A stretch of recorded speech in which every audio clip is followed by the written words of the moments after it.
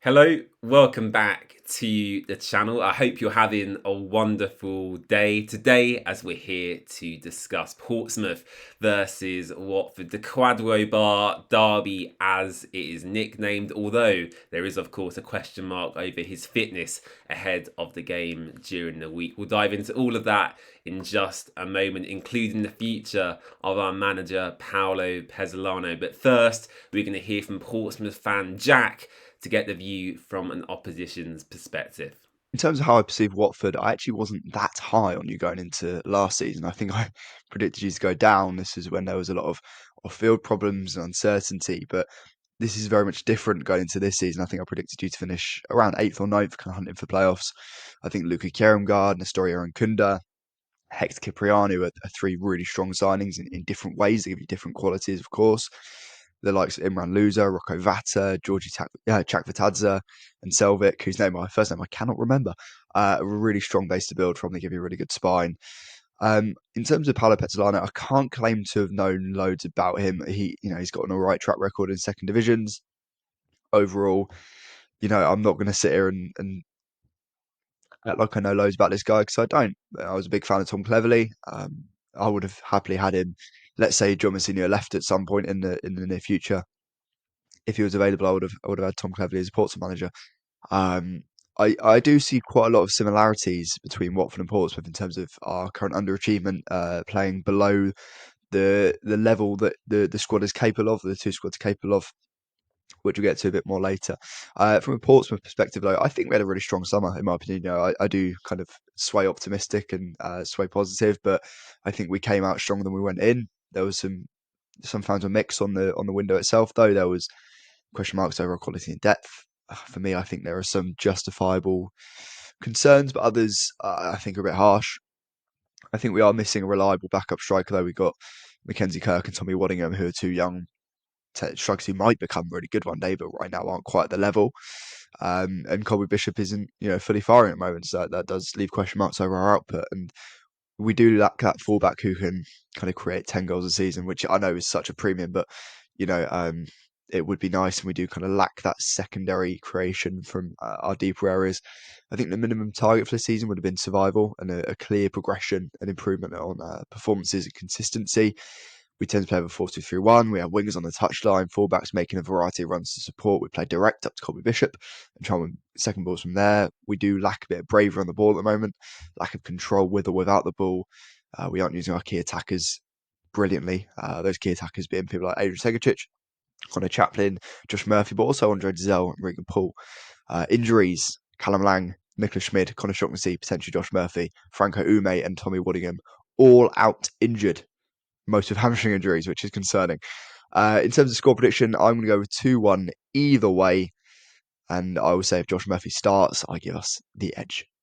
A big thank you to Jack for his contribution to the video. And before we get on to my score prediction and predicted 11, I do feel once again we have to speak on Paolo Pezzolano and his future at Watford. And whilst, of course, I was very happy and pleased with the 3 points, I do feel there is something deeper going on at Watford that maybe us as fans and the general public might not be privy to. And I was surprised actually to see Watford publish his post-match talk in the dressing room after the Hull City defeat. And I've probably watched it 3, 4, maybe 5 times now before I sat here and spoke to you today. And I just found it really strange. I really found the vibes in that dressing room strange. Now, don't get me wrong, I've never been a player at any sort of decent level of football. I've never come close to playing professionally in any league whatsoever. Sunday League is the best I have ever achieved. I'm sure many of you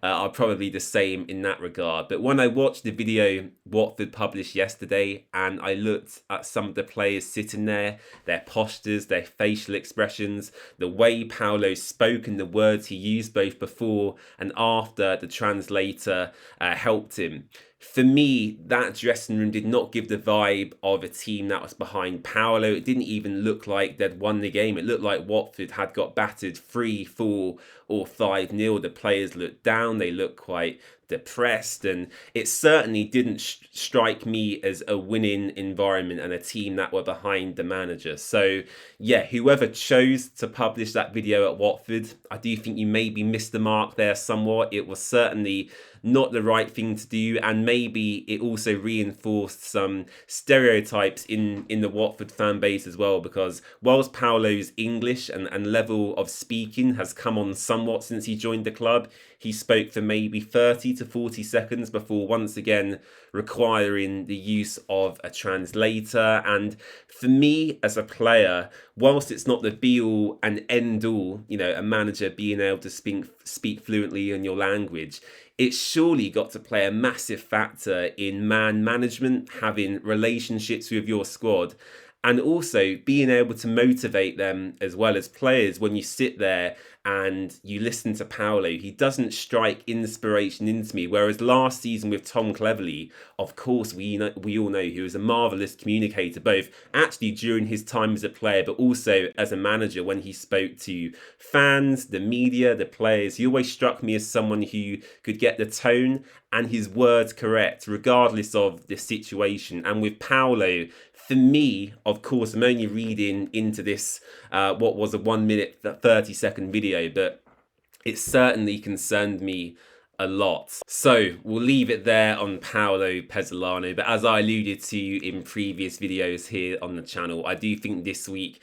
is clearly pivotal for his future. The international break is coming up shortly, and if he doesn't pick up, for me, a minimum of 4 points, ideally 6, I do feel he'll be shown the door. So we'll leave it there for PP. We know he's clearly under significant pressure from probably Gino and also the fans. We all heard the chants coming from the rookery against Hull City. So yeah, in conclusion, I feel sorry for the guy because clearly he's come to England wanting to be successful. I don't doubt that one bit. But for me, he strikes me completely as a man who is out of his depth. So we'll see what happens. I'll be here live on Wednesday for a watch along once again. And hopefully we can continue to build some positive momentum with this team, because, yeah, I found us quite lucky, I should say, to come away with the 3 points against Hull City. In terms of injury news, I'm not privy to too much at the moment, but what we do know is that Kwadwo Bar come off the pitch very swiftly after the Hull City result, looking to have some sort of discomfort in his upper arm to shoulder area. He was seen by other fans leaving the stadium in a sling, which is never a good sign. The shoulder is quite a complex joint, of course, and with football being a contact sport, you fall on it in the wrong way or apply too much pressure, you can really cause quite significant injuries, and shoulder injuries can really vary from a few days to a couple of weeks or even several months. So for me, I doubt we'll see Kwadwo Bar feature in this game, which is a big shame because after his antics last season, as I mentioned, the Kwadwo Bar Derby, this game has been nicknamed in his honour, if you will. So yeah, I'm sure both Portsmouth fans and Watford fans will be gutted to not see him feature. And on a personal level as well, I do feel sorry for KB because he's clearly frustrated at not starting loads of matches this season. I do feel he's maybe been limited by Paolo in the minutes he's had, and he's probably Watford's most effective attacker at the club. We saw that last season, and without him, our play of hopes really come to an end under Tom Cleverley. So yeah, for KB, I really hope it's not a significant injury. Hopefully he'll be back potentially this weekend against Oxford, or maybe after the international break, but certainly not the news Paolo would want given the current situation around his job. He would want, of course, his best players available.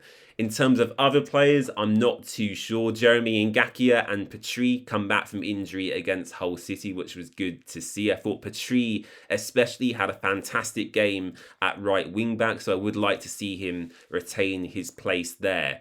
There are two players who have been quite notable exceptions, and I don't think many people have spoken about this, but Pierre Duomo and Mamadou Doumbia have been absent from the past two Watford squads, and from what I've been told by sources close to the situation, they're both 100% fit and ready and raring to go. So interesting that Paulo has chosen to leave both of them players out. We'll have to see again how this develops. As I record this today, Pierre Duomo is playing with the under-21s. I believe he played the first 45 minutes before being taken off. So yeah, for me, I think Pierre Duomo is a really talented, promising midfielder. I'd much rather have him in the squad over the likes of Musa Sissoko and Edu Kayembe. So a real shame to not see him feature in the last couple of weeks. And Mamadou Doumbia as well probably falls into the same bracket of a player who clearly has immense potential. In the second half of last season, he made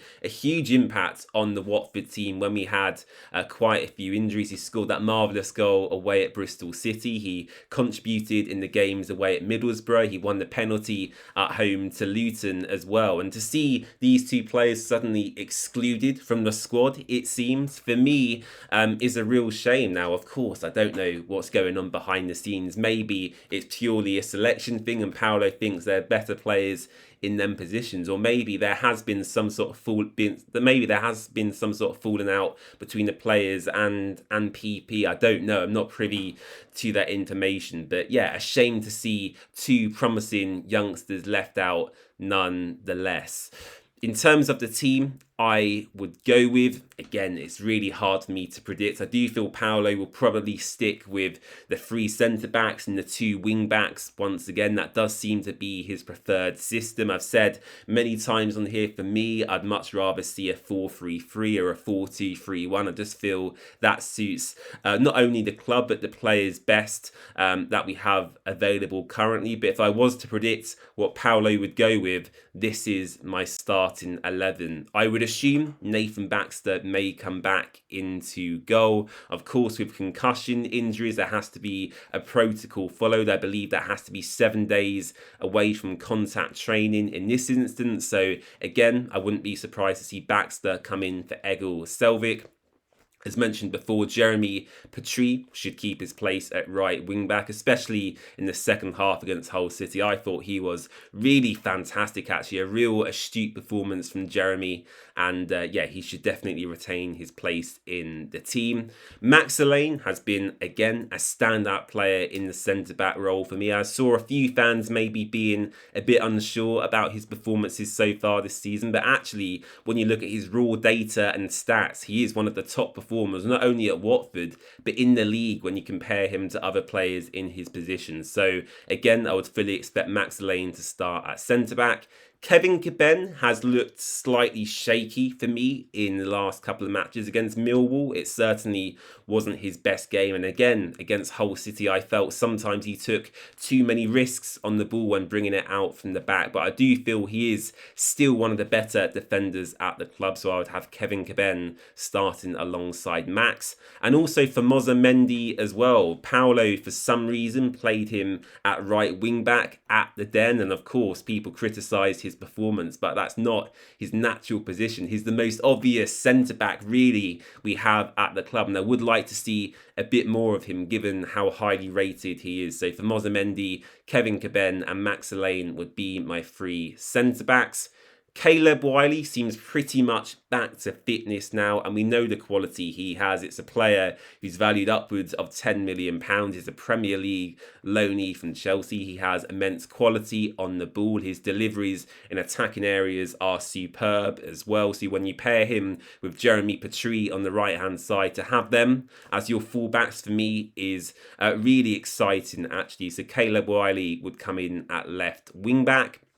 The midfield 3, again, I have to reiterate, I am not a huge fan of both Edu Kayembe and Musa Sissoko. So under any circumstances, I'd rather them 2 players don't start. So for me, it would be Imran Louza, Hector Cipriano, and actually I would give Rocco Vata a go, slightly more advanced in midfield. Not an out-and-out number 10, but certainly being able to find pockets of space and really, create dangerous moments for Watford. I feel Rocco Vata has been underutilised this season. So yeah, I'd definitely pair him with Imran Louza and Hector Cipriano in midfield. And for our front 2, once again, I would probably go with, of course, Nestri Irankunda. And of course, it's now a toss up between Rivaldo Semedo and Luca Kiramgard. For me, if I was to put my head in Paolo's head, who would he go for?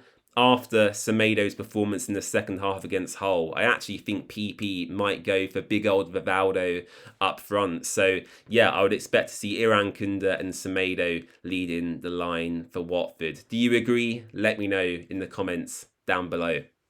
Okay, score prediction, and I am going to apologise in advance for this one, but I deliberately predicted a loss against Hull City, expecting hopefully Watford to do the opposite. So I'm going to do the exact same today for our match against Portsmouth. I'm going to go for a 1-0 loss away from home. But yeah, hopefully Watford will prove me wrong. One big frustration for me actually is our inability so far this season to keep a clean sheet. It seems like Watford have been very susceptible to conceding goals from free kicks or set piece situations. So yeah, for me, hopefully a clean sheet against Portsmouth would be nice. But for me, it's looking quite unlikely that that will happen. So yeah, I'll go for a 1-0 defeat, but hopefully Watford will prove me wrong in this instance. Thank you for watching. I really appreciate your time. And as I said, I should be here actually for a live match watch along when the game kicks off on Wednesday night. So if you're not going, do feel free to come and join me here on YouTube. Thanks for watching, and I'll see you again soon. Bye-bye.